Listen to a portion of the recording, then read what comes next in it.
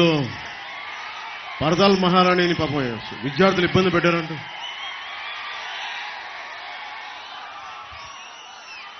మన రాష్ట్రాన్ని వెళ్ళే మహారాణికి విద్యార్థులు కొంచెం జాగ్రత్త, వాళ్ళు కక్ష పెట్టేసుకుంటారు. ఆ మహారాణి వెళ్ళిపోవాల్సిన సమయం ఆసన్నమైంది. కొత్త తరం, మీ తరానికి బంగారు భవిష్యత్తు ఇవ్వడానికి దేశంలోనూ రాష్ట్రంలోనూ ఎన్డీఏ కూటమి వస్తుంది. మేము బంగారు భవిష్యత్తుకి బలమైన బాట వేస్తాం.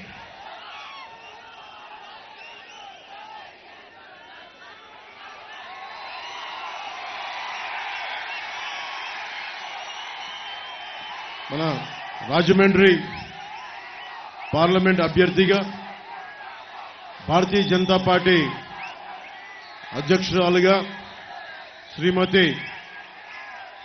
దగ్గుపాటి పురంధేశ్వరి గారు పోటీ చేస్తా ఉన్నారు.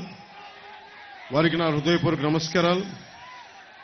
అలాగే గాజు గ్లాస్ జనసేన రాజానగరం ఎమ్మెల్యే అభ్యర్థిగా గాజు గ్లాస్ గుర్తు మీద శ్రీ బత్తుల బలరామకృష్ణ గారు పోటీ చేస్తున్నారు. వారికి నా హృదయపూర్వక నమస్కారాలు.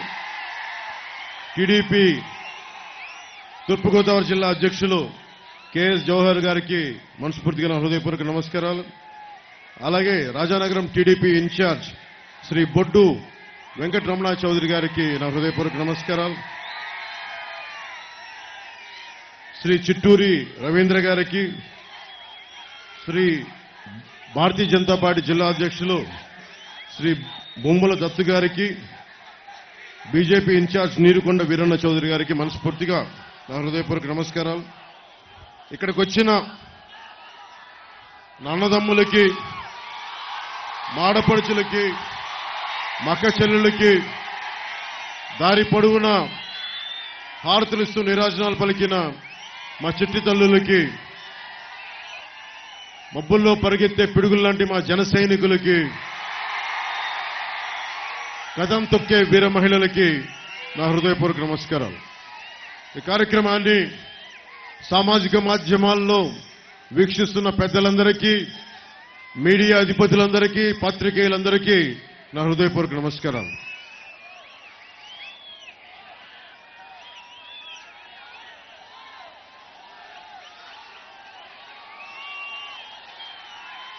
ఈ రాజానగరం ఎమ్మెల్యే జక్కంపూడి రాజా గారి పాలన మీకు ఎలా ఉంది? మీకు నచ్చిందా? మీకు ఒకసారి ఆయన గురించి మాట్లాడబోయే ముందు నాకు సమస్య ఏంటో చెప్తా. చాలా మంది వైసీపీ నాయకుల్లో నా అభిమానులు ఉన్నారు. సినిమా పరంగా నేనంటే ఇష్టపడేవాళ్ళు, హీరోగా అంటే నేను ఇష్టపడేవాళ్ళు.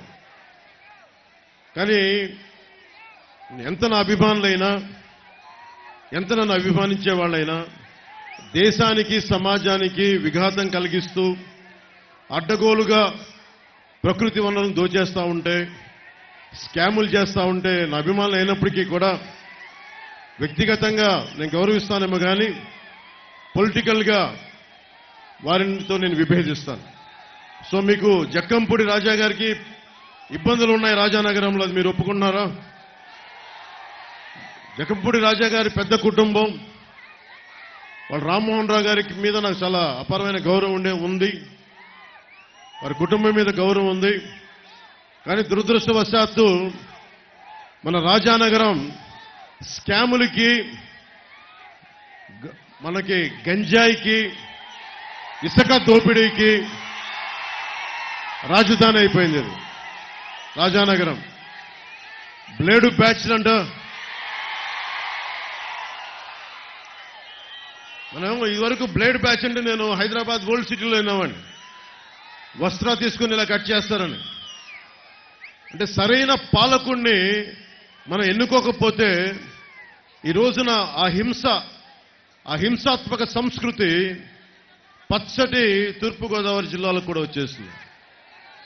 దీనికి ఒకటే ఒక మందు, ఎన్డీఏ కూటమి ప్రభుత్వంలోకి రావటం, వైసీపీ గూండాల తాట తీసేయడం.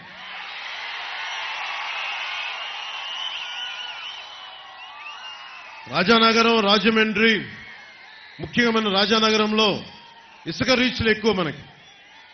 చక్కటి గోదావరి ఇసుక తెన్నెలు, ఇలాంటి చోట్ల చాలా మంది చిత్ర పరిశ్రమ పెద్దలందరూ వచ్చి దర్శకులు, నిర్మాతలు ఇక్కడ చాలా అద్భుతమైన పాటలు చేసేవాళ్ళు. ఈ రోజున అలాంటి గోదావరి ఇసుక తెన్నెలు మాయమైపోతూ అడ్డగోలుగా దోచేస్తా ఉన్నారు వీళ్ళందరూ.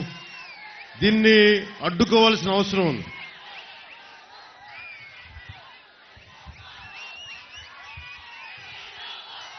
మీ ఉత్సాహం, మీ అరుపులు, మీ కేకలు